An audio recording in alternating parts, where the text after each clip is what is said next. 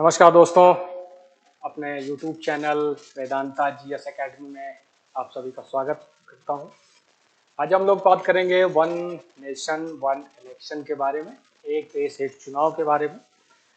काफ़ी समय से हम लोग मीडिया में, न्यूज़ चैनलों पे, अखबारों में ये पढ़ रहे हैं, लोग लिख रहे हैं कि केंद्र सरकार, भारत सरकार जो है एक देश एक चुनाव कराने के लिए एक समिति का गठन किया है। उस पर सरकार आगे बढ़ रही है कि देश के अंदर ये विचार विमर्श हो रहा है कि भारत में एक देश एक चुनाव कराया जाए। आज़ादी के बाद 91, 97, 62, 67 इन समय जो चुनाव होते थे, देश की आज़ादी के बाद 3 बार चुनाव हुए, जिसमें राज्य विधानसभाओं और लोकसभा के चुनाव साथ में होते थे। लेकिन उसके बाद फिर राज्य सरकारें बर्खास्त होने लगी या समय से पहले वो कार्यकाल पूरा नहीं कर पाती थी, बीच में दूसरी सरकार आ जाती थी और फिर ये क्रम टूट गया। उसके बाद बीच में फिर 90 के दशक में विचार फिर से सरकारों ने किया कि हम एक देश एक चुनाव की तरफ आगे बढ़ते हैं। एक देश एक चुनाव कराने के कई सारे फायदे भी हैं, चुनौतियां भी हैं, कई सारे संवैधानिक संशोधन करने पड़ेंगे, क्योंकि अब लोकसभा का चुनाव 5 साल पे होता है, विधानसभा का चुनाव 5 साल पे होता है, लेकिन सबकी टाइम अलग अलग है। कई सारी विधानसभाओं के चुनाव बीच में होते हैं, कभी कभी राज्य विधानसभा में अविश्वास प्रस्ताव के द्वारा या कोई संवैधानिक स्थिति उत्पन्न हो जाती है तो राज्य सरकारें हटा भी दी जाती हैं, राष्ट्रपति शासन लग जाता है। तो इस वजह से सबके कार्यकाल अलग अलग हुए हैं, लेकिन सरकार अब उस पर एक कमेटी का गठन किया है। पूर्व राष्ट्रपति रामनाथ कोविंद के अध्यक्षता में एक कमेटी का गठन किया। उन्होंने अपनी रिपोर्ट राष्ट्रपति द्रौपदी मुर्मू जी को सौंप दी है और अभी हम देख रहे हैं कि राज्य सरकार की तरफ से या चैनलों में, मीडिया में ये बात आ रही है कि सरकार उस पर शायद कदम आगे बढ़ाने जा रही है। लोगों से विचार विमर्श के बाद एक आम सहमति के द्वारा देश में एक देश एक चुनाव कराने की तरफ अग्रसर है।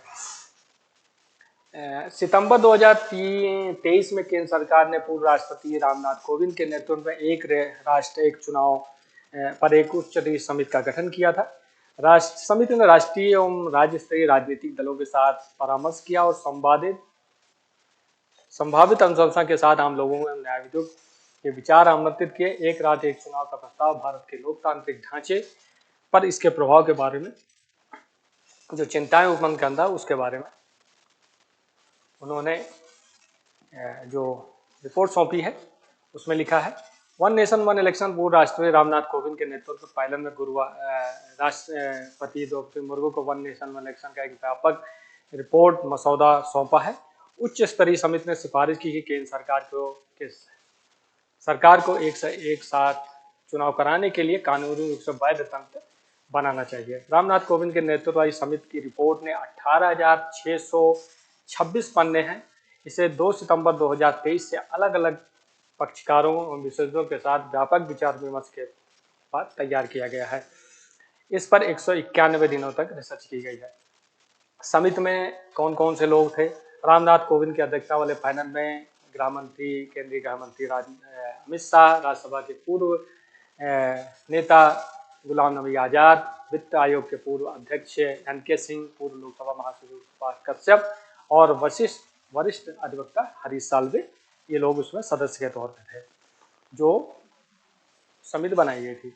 एक राष्ट्र एक चुनाव के पीछे केंद्रीय विचार क्या है? परिचय। एक यह धारणा है एक ऐसे परिदृश्य की कल्पना करती है जहां प्रत्येक 5 वर्ष में सभी राज्यों और लोकसभा के चुनाव एक साथ संपन्न कराए जाएं। यह विचार है कि चुनावी प्रक्रिया को सुव्यवस्थित किया जाए, चुनावों की आवृत्ति को कम किया जाए, जिससे समय और संसाधन की बचत हो सके।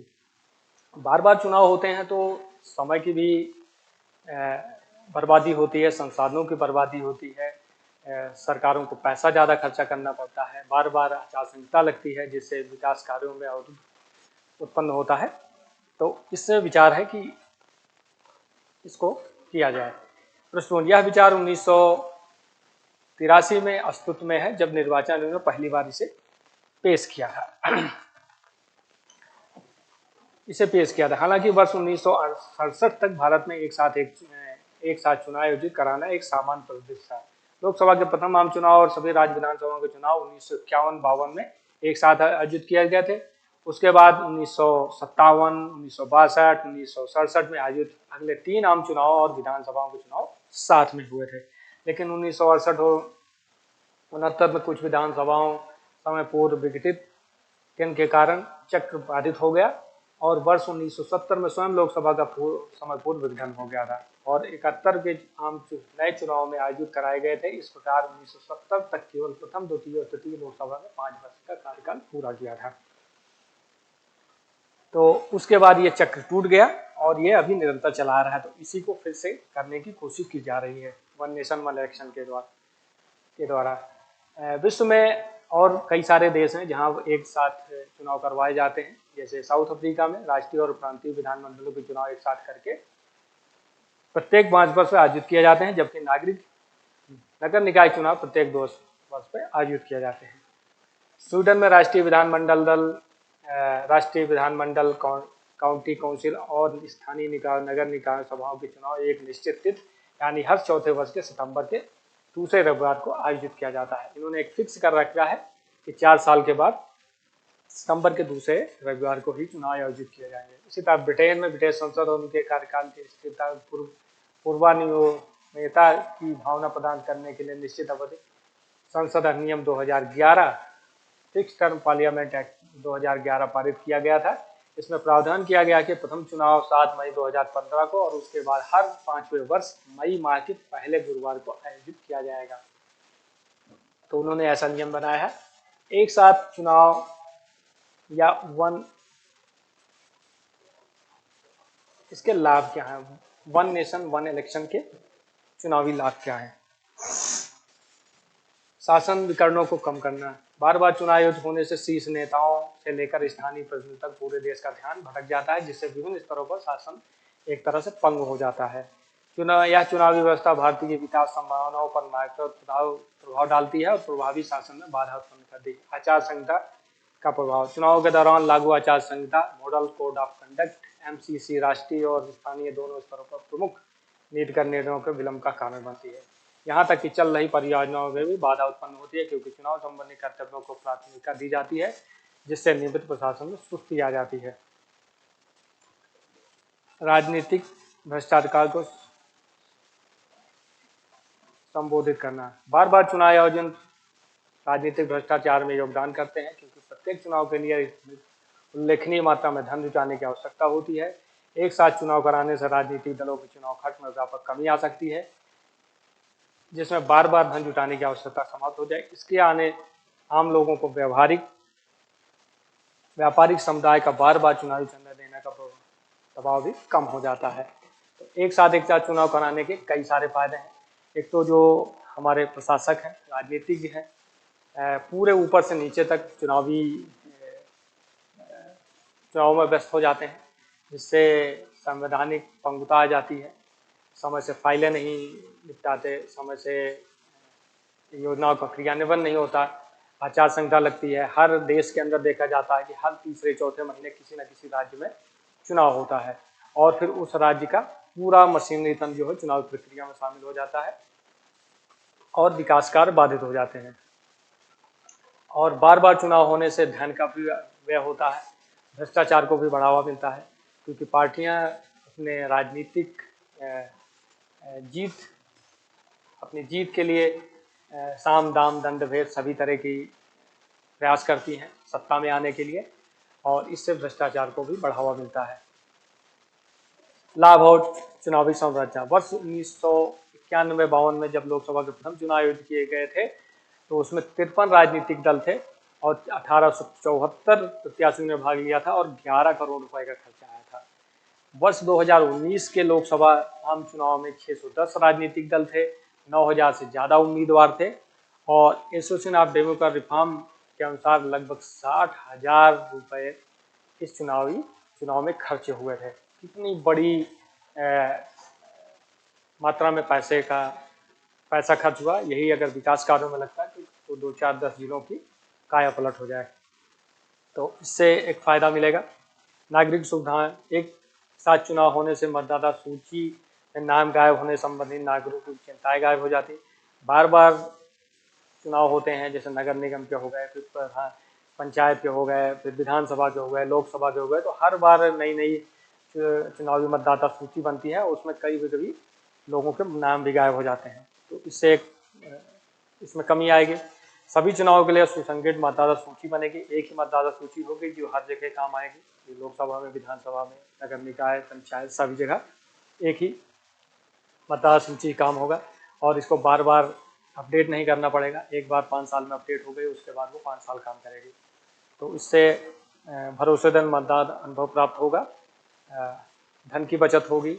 जो इसमें सरकारी बाबू लोग काम करते हैं, इनको इस काम से हटा के और विकास कार्यों में लगाया जाएगा।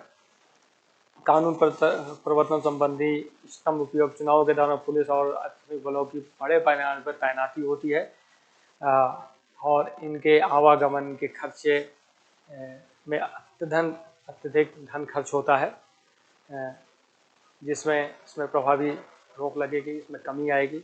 एक साथ चुनाव से बार बार तैनाती की कमी हो, संसाधनों का इष्टतम प्रयोग होगा और कानून प्रवर्तन दक्षता भी बढ़ेगी। खास ट्रेडिंग पर रोक लगेगी, जो विधायकों सांसदों की खरीद फरोख्त होती है। जो भी सरकार अगर पूर्ण बहुमत में है, अच्छे बहुमत में है, तो वैसे सरकारें 5 साल चलती हैं, लेकिन अगर कोई बहुमत के करीब है या फिर गठबंधन की सरकारें चल रही हैं तो वहाँ विधायकों की खरीद फरोख्त होती है। अभी पिछले कई सालों में हमने देखा है, या काफ़ी टाइम से ये चीज़ें चली आ रही हैं कि विपक्ष जो है किसी न किसी तरह वो सत्ता में आना चाहता है, उससे वो प्रलोभन देता है, विधायकों की खरीद फरोख्त होती है, अनैतिक तरीकों से, पैसे से या भ्रष्टाचार के रुपए का प्रयोग होता है। तो इससे एक रोक लगेगी। निश्चित अंतराल पर आयोजित चुनाव से निर्वाचित प्रतिनिधियों का हाथ ट्रेडिंग या खरीद फरोख्त में कमी की जा सकती है। निश्चित तौर पर चुनाव कराने से प्रतिनिधियों के लिए व्यक्तिगत लाभ के लिए दल बदल या गठबंधन बनाना अधिक महत्व चुनौतीपूर्ण हो जाएगा, जो मौजूदा दल बदल कानूनों को भरपूर प्रदान करता है। राज्य सरकारों के लिए वित्तीय स्थिरता,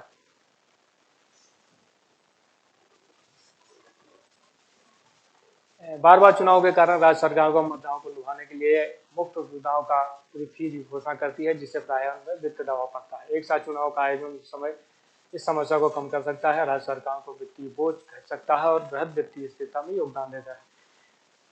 जब राज्य सरकारें चुनाव में जाती हैं तो हर पार्टी अपना मैनिफेस्टो या चुनावी घोषणा पत्र जारी करती हैं। उसमें जनता को लुभाने के लिए, मतदाताओं को लुभाने के लिए फ्री का, जैसे साड़ी बांटना, साइकिल देना, लैपटॉप देना, मोबाइल देना, या एक अमाउंट राशि हो जाएगी, साल भर में हम इतना देंगे, औरतों की इतना देंगे, बेरोजगारों की इतना देंगे। तो इससे एक वित्तीय बोझ बढ़ता है। अगर ये 1 नेशन 1 इलेक्शन होगा तो 5 साल पे चुनाव होगा, तो जो भी राज्य सरकारें होंगी या जो भी पार्टियां होंगी वो ऐसी चीज़ों से बचेंगी, क्योंकि एक निश्चित अवस्था तक एक रहेगा कि यह सरकार चलेगी, उसके बाद भी चुनाव होंगे, तो इस सब पे भी रोक लगेगा। 1 नेशन 1 इलेक्शन जुड़ी हुई चुनौतियां और क्या है? संवैधानिक चिंताएं और मध्य कार्यकाल स्वतंत्र।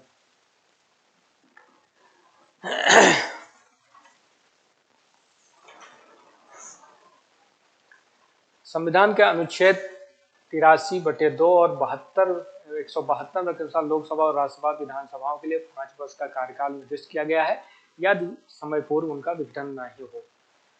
1 नेशन 1 इलेक्शन की अवधारणा उन प्रदेशों को प्रसंगित करती है यदि केंद्र एवं राज्य सरकारों के कार्यकाल के मध्य में पतन हो जाए। उस प्रदेश में प्रत्येक राज्य में पुनः चुनाव कराने या राष्ट्रपति शासन लगाने की सुविधा संवैधानिक ढांचे को जटिल बनाती है। कानूनी विशेषज्ञों को आशंका है कि अगर ऐसा करने में चुनाव आयोग नाकाम रहा तो 5 अनुच्छेदों में संशोधन करना होगा। संविधान के अनुच्छेद 83 संसद का कार्यकाल, अनुच्छेद 85 राष्ट्रपति द्वारा लोकसभा का विघटन, अनुच्छेद 172 राज्य विधानमंडलों का कार्यकाल और अनुच्छेद 174 राज्य विधानमंडलों का विघटन, साथ ही अनुच्छेद 356 राष्ट्रपति शासन में संशोधन करने की आवश्यकता होगी। वन नेशन वन इलेक्शन को लागू करने के लिए इन 5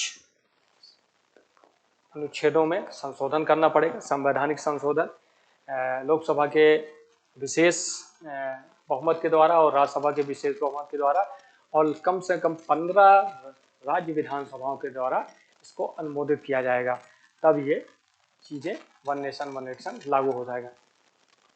इसमें जो संवैधानिक चिंताएं हैं उसमें ये है कि अगर कोई राज्य सरकार लोकसभा या विधानसभा का चुनाव एक साथ कराया गया और किसी विधानसभा में 2 साल के बाद वहाँ अविश्वास प्रस्ताव के द्वारा संवैधानिक संकट उत्पन्न हुआ या गठबंधन सरकारों में किसी गुट के द्वारा समर्थन वापसी होती है और वो सरकार गिर जाती है, तो फिर वहाँ क्या किया जाए।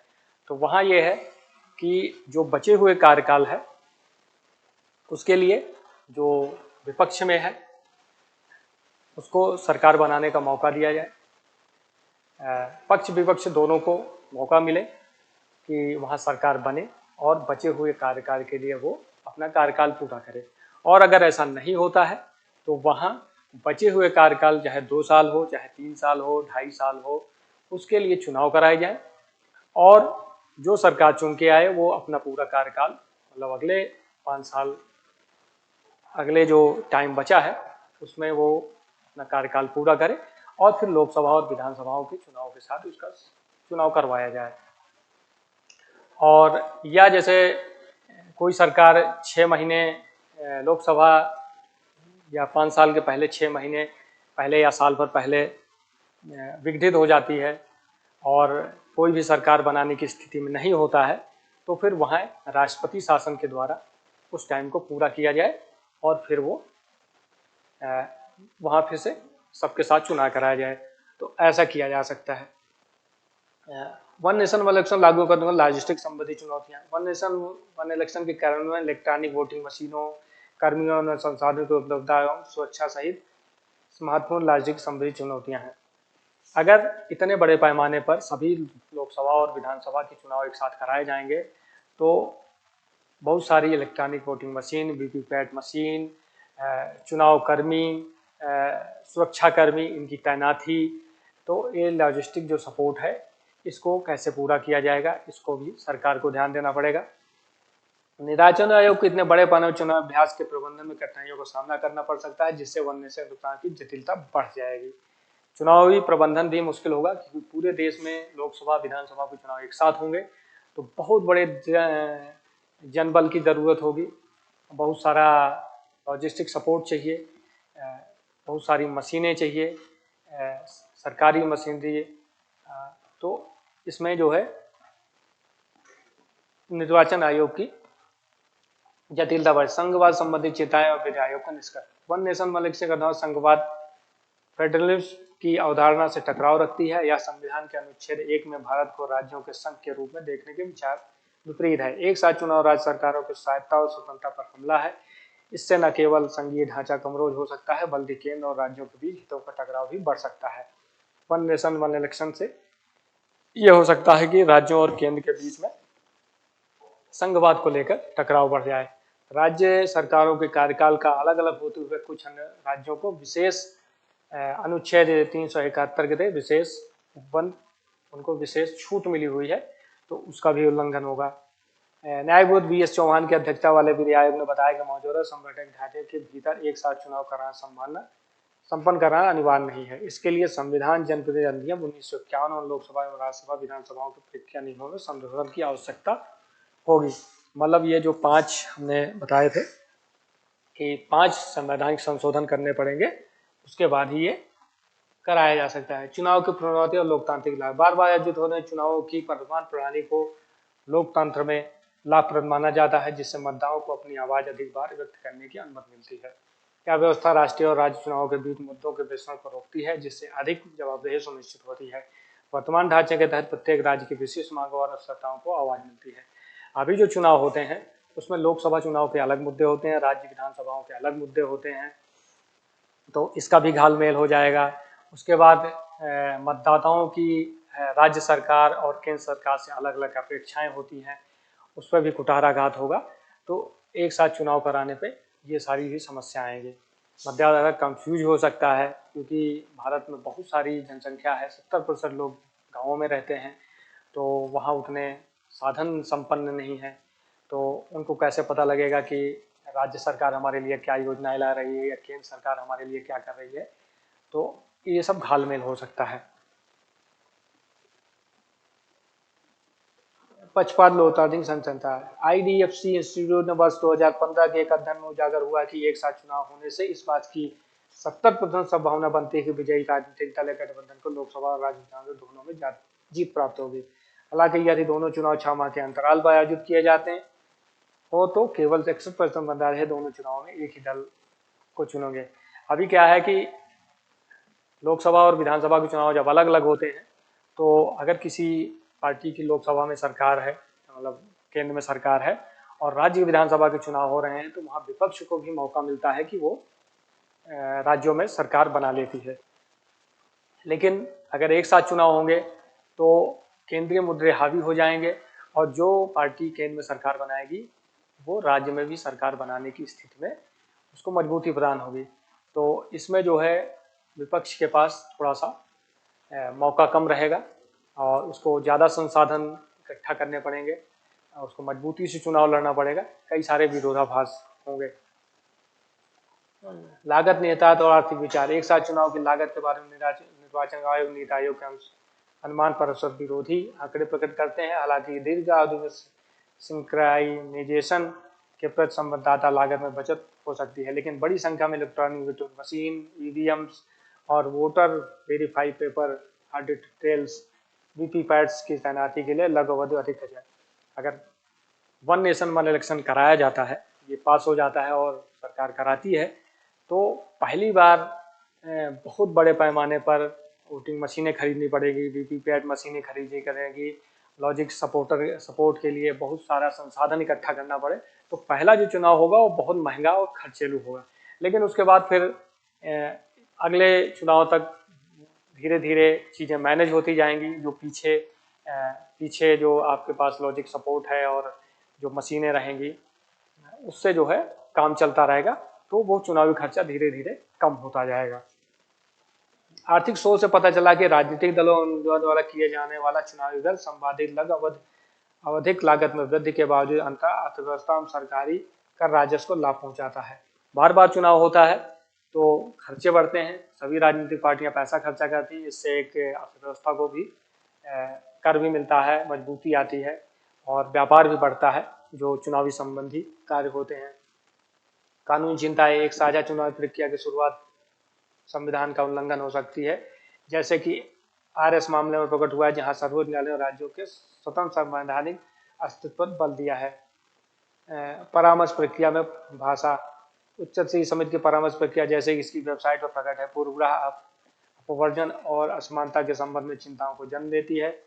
सूचना को सब इंटरएक्टर प्लेटफॉर्म के रूप में उपस्थित वेबसाइट केवल अंग्रेजी और हिंदी में उपलब्ध है और भारत की अन्य 22 आधिकारिक भाषाओं की परीक्षा करती है।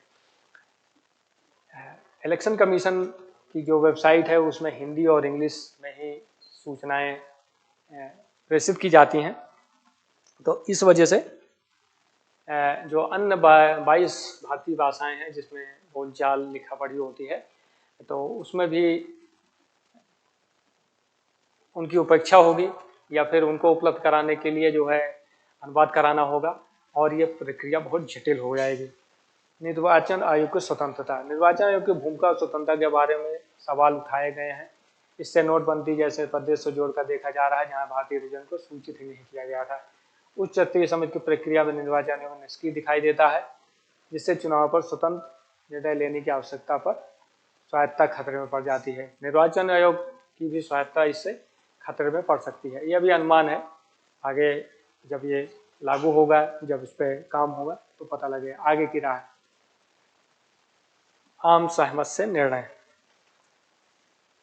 वन नेशन वन इलेक्शन पे बढ़ने से पहले राजनीतिक दलों, कानूनविदों, सर्वोच्च न्यायालय, इन सभी से व्यापक विचार विमर्श के बाद ही इसको लागू किया जाना चाहिए। एक साथ चुनाव की व्याहता के लिए राजनीतिक दलों और राज्यों के बीच आम सहमति बनाना महत्वपूर्ण है। चिंताओं को दूर करने और समर्थन हासिल करने के लिए विभिन्न हितधारकों के बीच खुले संवाद, परामर्श और विचार विमर्श की आवश्यकता है। सभी राजनीतिक दल, निर्वाचन आयोग, कानूनविद, सर्वोच्च न्यायालय, लोकसभा, संसद, इस सभी को आपसी सहमति के द्वारा ही ये कदम उठाया जाना चाहिए। संवैधानिक संशोधन, एक साथ चुनाव कराने के संविधान, जनप्रतिनिधि अधिनियम 1991 और लोकसभा और राज्यसभा विधानसभा के परीक्षा नियमों में संशोधन की आवश्यकता होगी। इस विधिक ढांचे में समकालीन मतदान की भविष्य आवश्यकताओं को संबोधित किया जाना चाहिए। इसमें जो संशोधन प्रक्रिया होगी उसमें लोकसभा और राज्यसभा के पास करने के बाद 15 विधानसभाओं में भी इसको पास कराना होगा। विधानसभा कार्यकाल को लोकसभा के साथ समेकित करना, संवैधानिक संशोधन विधानसभा के कार्य को लोकसभा के साथ संरेखित करना शामिल हो सकता है। प्रस्ताव के तौर पर कोई भी विधानसभा जिसका कार्यकाल लोकसभा चुनाव से 6 माह पूर्व या 6 माह पहले हो रहा है, चुनाव प्रक्रिया को सुनिश्चित करने के लिए अपने चुनाव को लोकसभा के चुनाव के साथ संरेखित कर सकती है। इसको लागू करने में ये होगा कि जब लोकसभा का चुनाव होगा उसके 6 महीने पहले और 6 महीने बाद जिन दो विधानसभाओं के चुनाव होने वाले हैं उनका उतना टाइम काम ज़्यादा करके या घटा के लोकसभा के चुनाव के साथ कराया जा सकता है। अवसंरचना में निवेश, एक साथ चुनाव के सफल कराने के लिए चुनाव में अवसंरचना प्रौद्योगिकी में पर्याप्त निवेश की आवश्यकता होगी, जिसमें ईवीएम, वीवीपैट मशीन खरीद, मतदान केंद्रों, प्रशिक्षण सुरक्षा कर्मियों, पर्याप्त आपूर्ति सुनिश्चित करना शामिल रहेगा। अब आकस्मिक आवश्यकताओं के लिए भी अविश्वास प्रस्ताव, समय पूर्व विधानसभाओं का विघटन, त्रिकोण संसद जैसे आकस्मिकताओं के निपटने के लिए विधिक ढांचा स्थापित करना आवश्यक है। इस ढांचे का उद्देश्य एक साथ चुनाव चक्र के दौरान उत्पन्न वाली अप्रत्याशित परिस्थितियों का प्रबंधन करना। एक साथ चुनाव कराने के लिए बहुत सारे electric voting machine, VVPAT machine खरीदनी होगी। मतदान केंद्रों की समुचित व्यवस्था, प्रशिक्षित मतदान कर्मी, इनकी व्यवस्था करनी होगी। उसके बाद चुनाव के बाद अगर किसी राज्य में संवैधानिक संकट उत्पन्न होता है, अविश्वास प्रस्ताव के द्वारा या गठबंधन सहयोग के द्वारा, समर्थन वापसी के द्वारा सरकारें गिरती हैं, तो उसके लिए भी नियम कायदे बनाने होंगे कि कैसे बचे हुए समय के लिए कैसे उस राज्य में संवैधानिक संकट न उत्पन्न हो और सरकारें चले और फिर जब समय पूरा हो जाए तो साथ में लोक चुनाव कराए जाएं। जागरूकता और मतदाता शिक्षा, एक साथ चुनाव के लाभ और चुनौतियों के बारे में मतदाताओं के बीच जागरूकता पैदा की जाए। महत्वपूर्ण है मतदाता शिक्षा कार्मिकों को सुनिश्चित करना चाहिए कि नागरिक इस निष्कर्ष को प्रक्रिया को समझें जिसमें वो बिना किसी भ्रम या अवस्था के अपने मताधिकार का प्रयोग किया जाए। वन नेशन वन इलेक्शन में सभी मतदाताओं को सुशिक्षित किया जाए, उनको बताया जाए, इसके लाभ बताए जाएं और जब चुनाव हो तो उनको सही जानकारी मिले कि उनका लाभ कैसे है, कौन सी पार्टी उनके लिए कैसा नियम बना रही है, सत्ता में आने के बाद वो कैसे काम करेगी, इस सब की जानकारी सभी मतदाताओं को मिलनी चाहिए, कोई भ्रम की स्थिति ना रहे। निष्कर्ष, उच्च स्तरीय समिति की स्थापना संकेत देती है कि भारत में एक साथ चुनाव कराने की गंभीरता से विचार किया जा रहा है। संवैधानिक और विधिक सिद्धांतों में संभावित प्रभाव के बारे में मौजूदा चिंताओं के बावजूद समिति की अनुशंसाओं के लिए एक निश्चित रूप से समय रेखा की कमी अनिश्चितता का माहौल बना रही है। कानूनी चिंताएं विशेष रूप से राज्य विधानमंडल की अवधि में संभावित परिवर्तन संवैधानिक चुनौती पेश करती है। एक राष्ट्र एक चुनाव को रोका जा सकता है या नहीं, यह सवाल उठाती सर्वोच्च न्यायालय के लिए संवैधानिक भूमिका को प्रमुखता से लाता है। अभी जो समिति का गठन किया गया था एक देश एक चुनाव के लिए रामनाथ कोविंद जी की अध्यक्षता में, उसने अपनी रिपोर्ट राष्ट्रपति द्रौपदी मुर्मू जी को सबमिट कर दी गई है।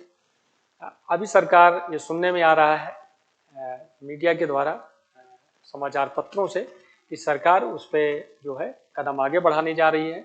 अब उसको लोकसभा में पारित करेगी या अपने गठबंधन सहयोगियों से विचार विमर्श करेगी जो भी उससे संबंधित राजनीतिक दल हैं उनसे विचार विमर्श करेगी और क्या उसको लोकसभा या लोकसभा राज्यसभा में पास करा के सभी जो भी विधानमंडल, जितने विधानमंडल हैं 15 विधानमंडलों में पास करवाना होगा। तो उसमें एक सामूहिक प्रक्रिया के द्वारा आगे बढ़ती है, ये देखने वाली बात होगी।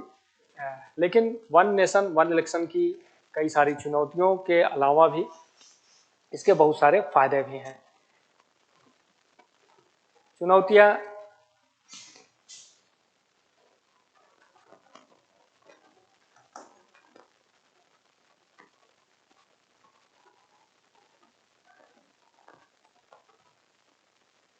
एक देश एक चुनाव इलेक्शन कराने में बहुत सारी चुनौतियां हैं। 5 संवैधानिक संशोधन करने पड़ेंगे, उसके अलावा बहुत सारा लॉजिस्टिक सपोर्ट तैयार करना पड़ेगा, चुनावी प्रशिक्षण कार्यक्रम चलाने पड़ेंगे, मतदाता को जागरूक करना पड़ेगा, उसके अलावा electric voting machine, VVPAT machine की भारी मात्रा में खरीदारी करनी पड़ेगी। तो पहली बार चुनाव कराने में बहुत सारा धन व्यय करना पड़ेगा। उसके बाद सारे राजनीतिक दलों को भी से सहमत बनानी पड़ेगी। तो ये सारी चुनौतियां हैं। उसके बाद अगर किसी राज्य में संवैधानिक संकट उत्पन्न होता है तो उस पर कैसे कार्य किया जाएगा, उसमें क्या नियम कानून बनेंगे, ये सब ध्यान देना पड़ेगा। लेकिन इससे के बहुत सारे लाभ हैं। लाभ ऐसे हैं कि जो बार बार चुनाव होते हैं,